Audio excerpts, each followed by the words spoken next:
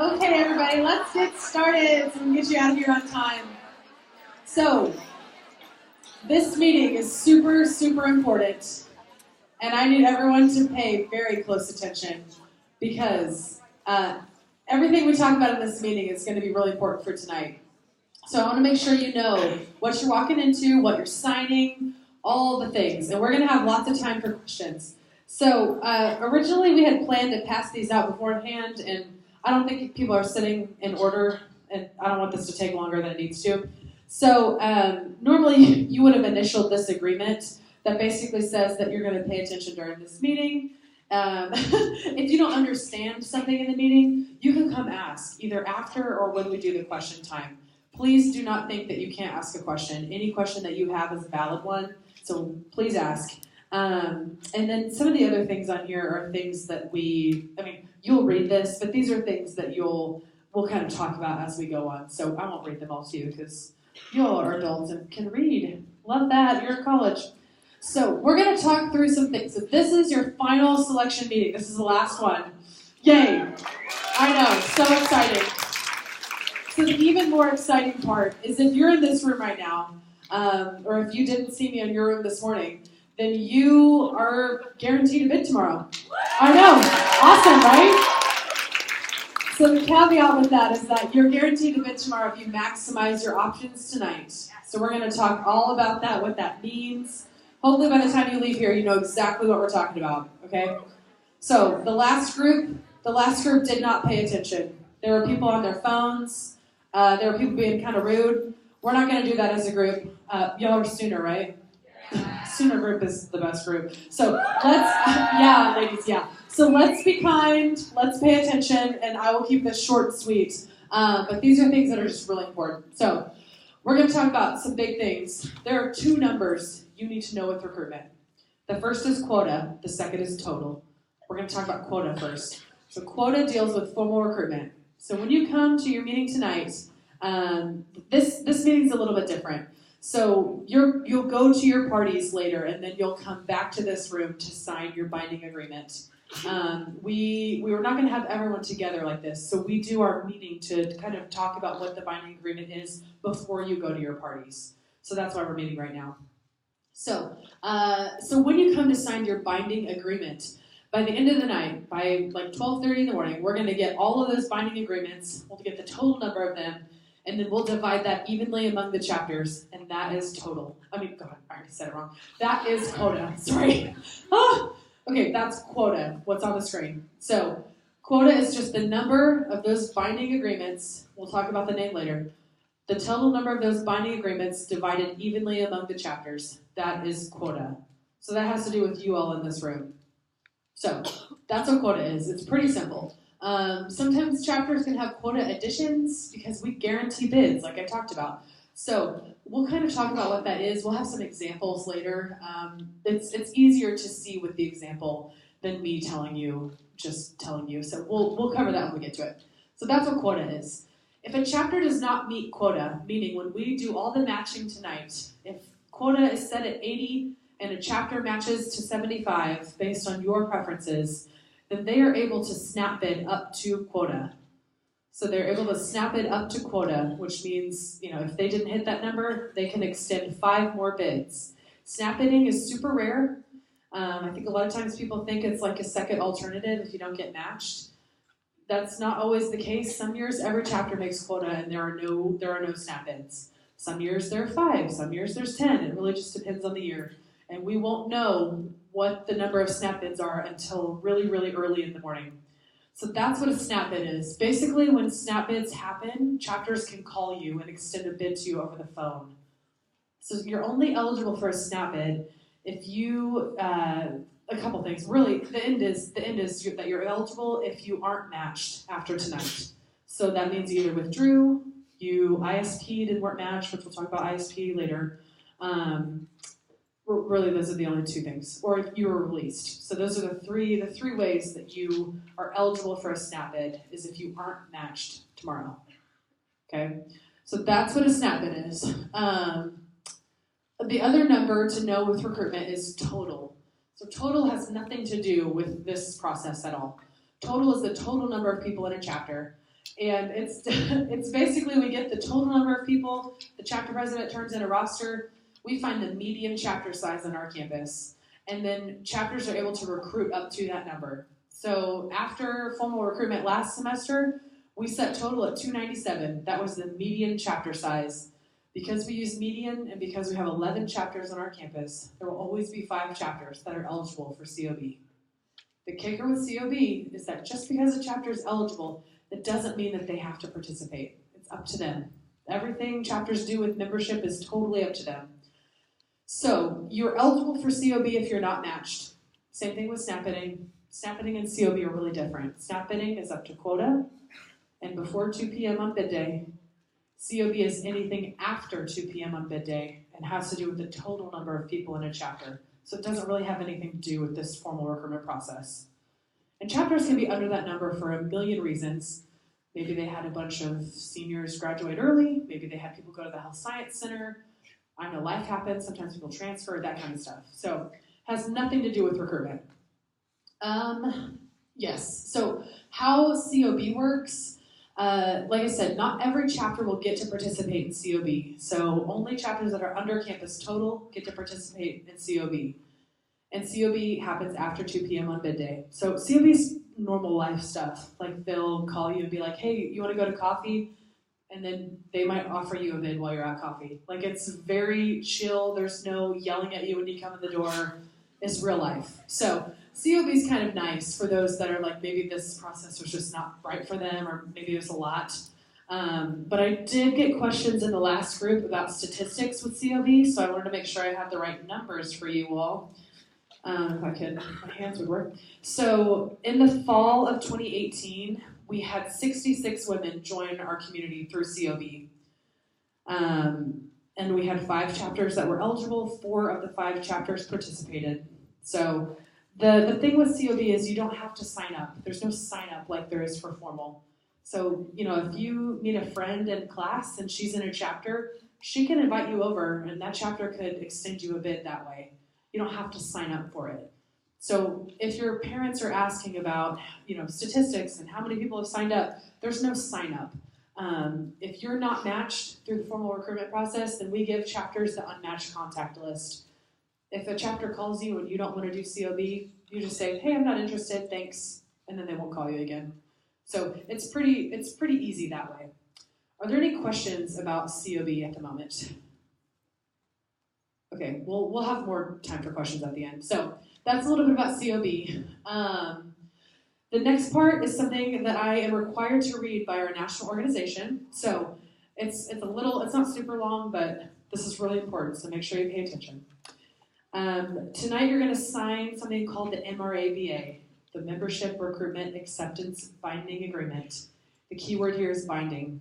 So I'm going to read what the MRABA is, and then we can answer questions afterwards. So here's the script. You have just completed the recruitment period of this campus.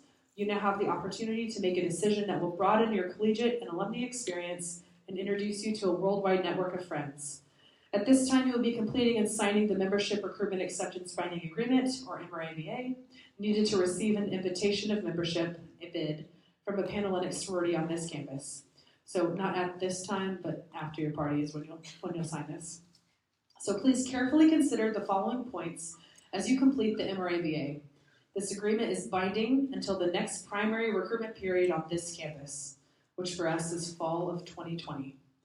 It's very important that you clearly understand this agreement before signing it and submitting it.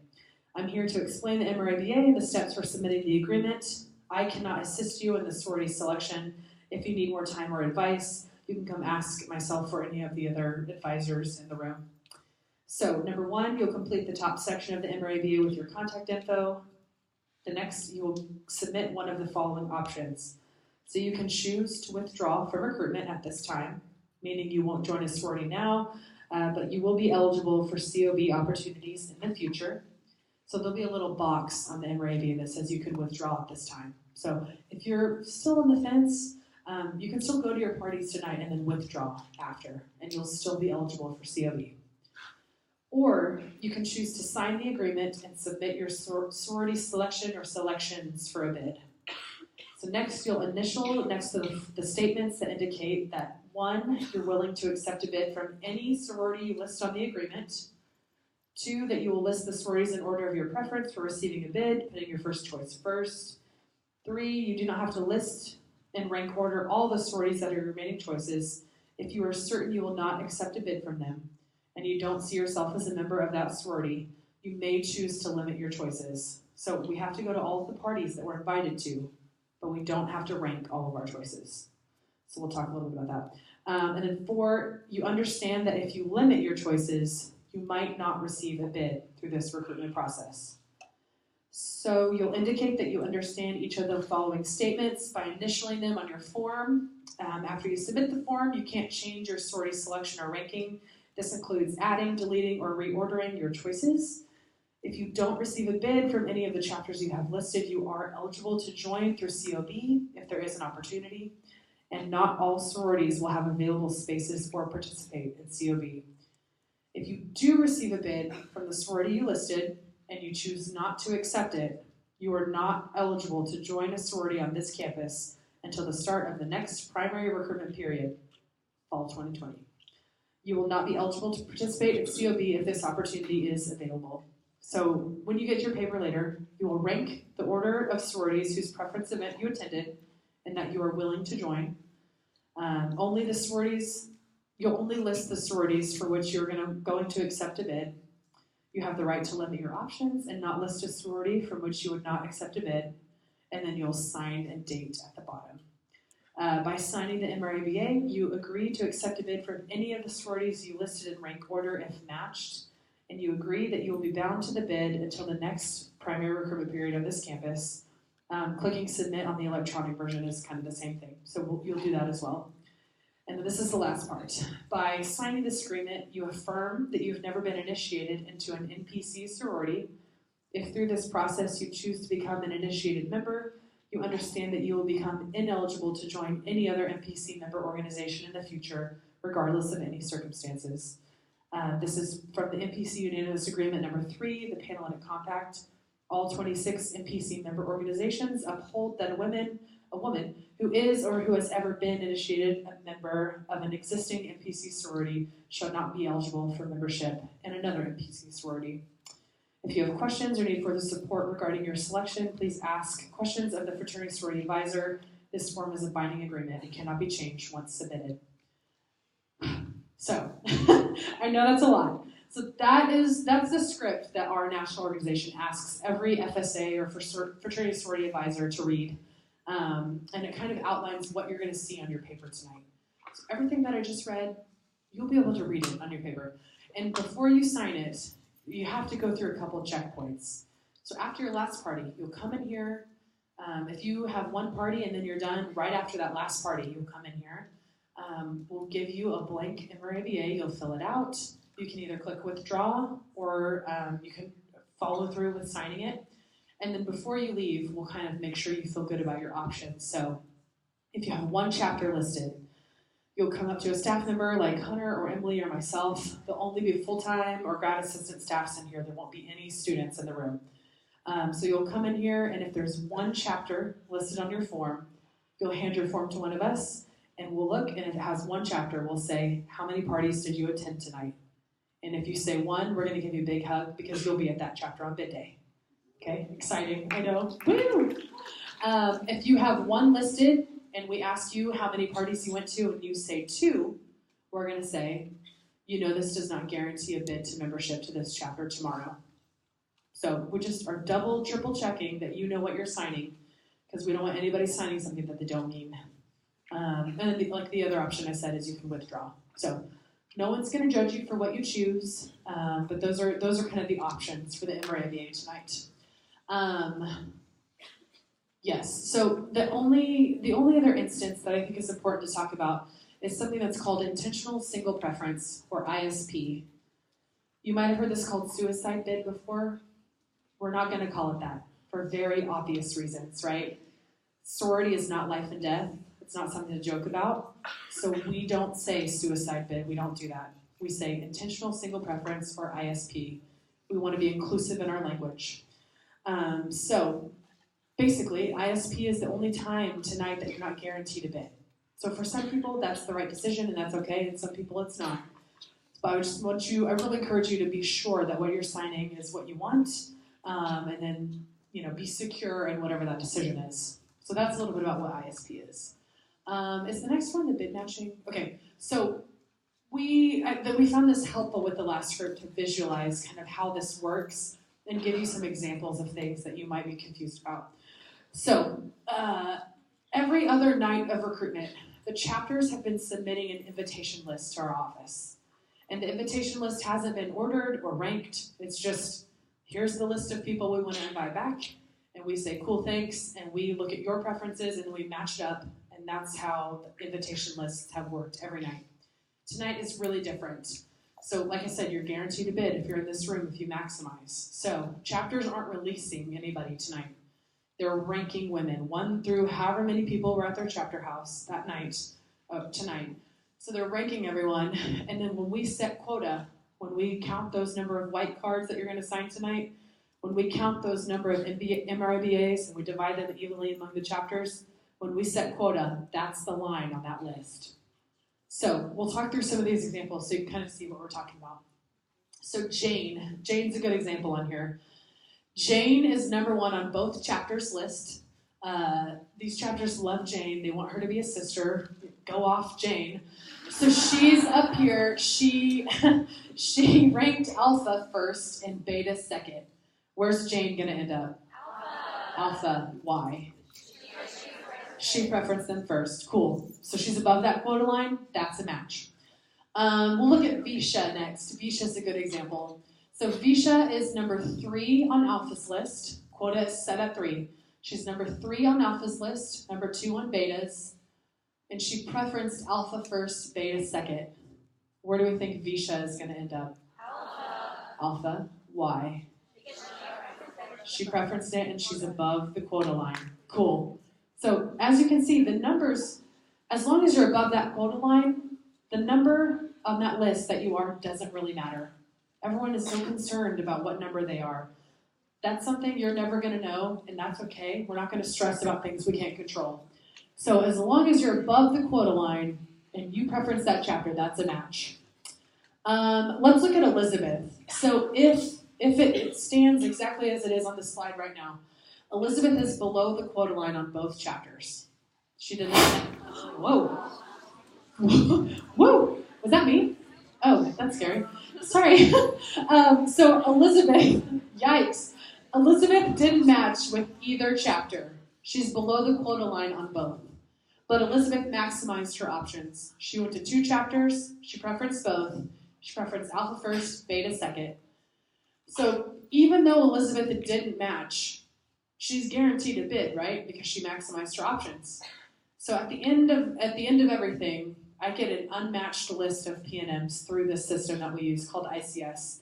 It's going to dump out a list of all the people who aren't matched, and then I will sort through that list and find out, okay, these people went to 2 parties, they maximized their options, they're guaranteed a bid. And then I go in and I hand place them in chapters. So I try to go off of the people's first preference. Like I always look at your preference first, and I try to place you in that chapter. But Elizabeth would be a quota addition. So even though every chapter is the same quota, we're going to match up to quota. Some chapters might end up with more than quota because we guarantee bids. So we have to get people in these chapters.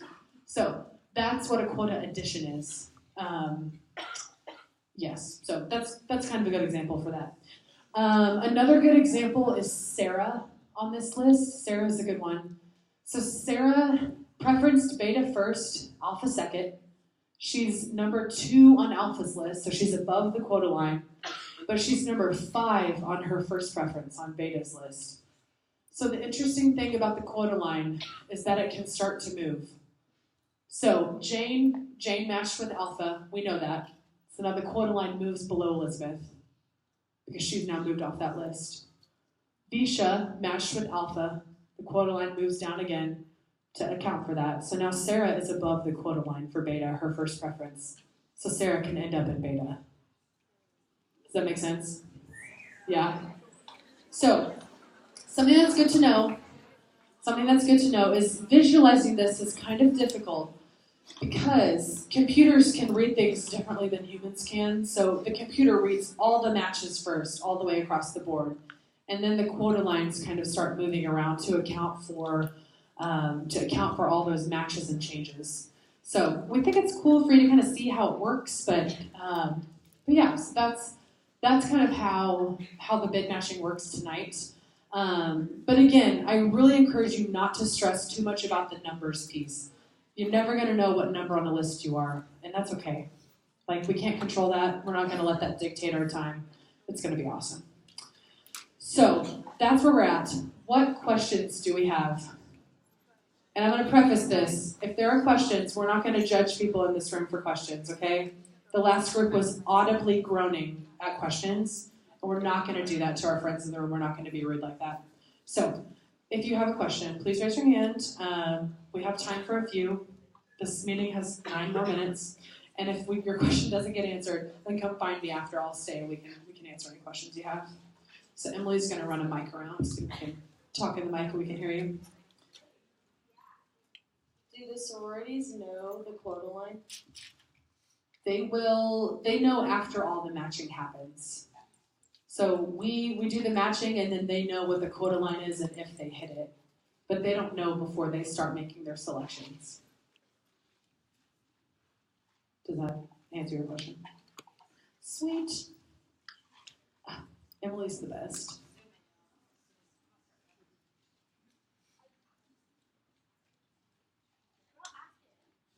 And there are no bad questions. It's fine. I just wanted to know what happened to Mackenzie.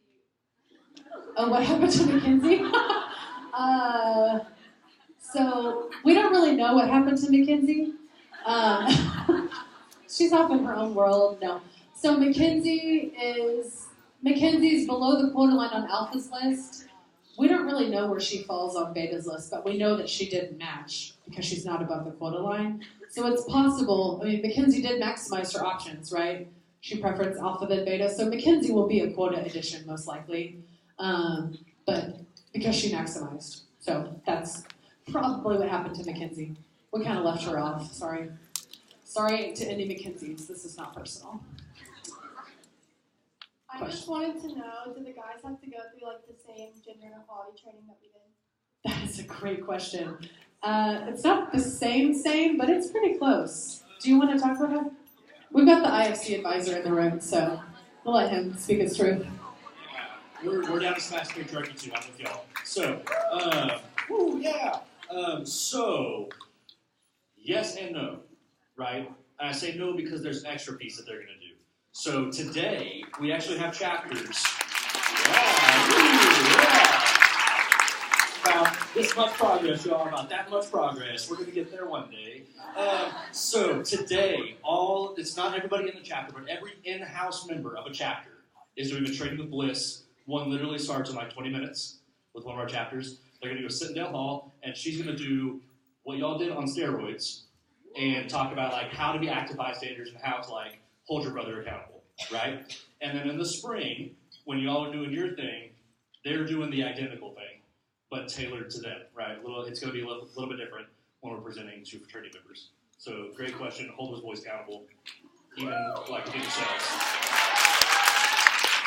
Smash the patriarchy, ladies. I love it. What other questions do we have? I'm trying to think of other questions. Oh, right in front of my eyeballs. Oh my god. Last night you said something about like an entrance form for COB. Is that like a still thing or do they just? Great question. So yes, there is an interest form for COB. It's on our website, pan, like a frying pan, .ou.edu, and it'll open at 2 o'clock tomorrow. So the interest form isn't technically a sign-up. It's more just like, I'm interested. And then we send that to the chapters that are eligible because we know our campus is really big. And sometimes you don't know anyone in the chapter. Most people don't. So it's a way for us to connect you to chapters that might be eligible. So, yes. Yes. Does the sorority house know if you ISP? Ooh, good question. They sure don't because it's no one's business but yours. The only people who know if you ISP are you and me. And I won't tell anyone your business because it's your business and not mine. So, another thing that I think is important to note, I've heard like whispers from the other group that you've heard rumors that if you ISP, you're put in a different pool or you automatically go to the bottom of the list.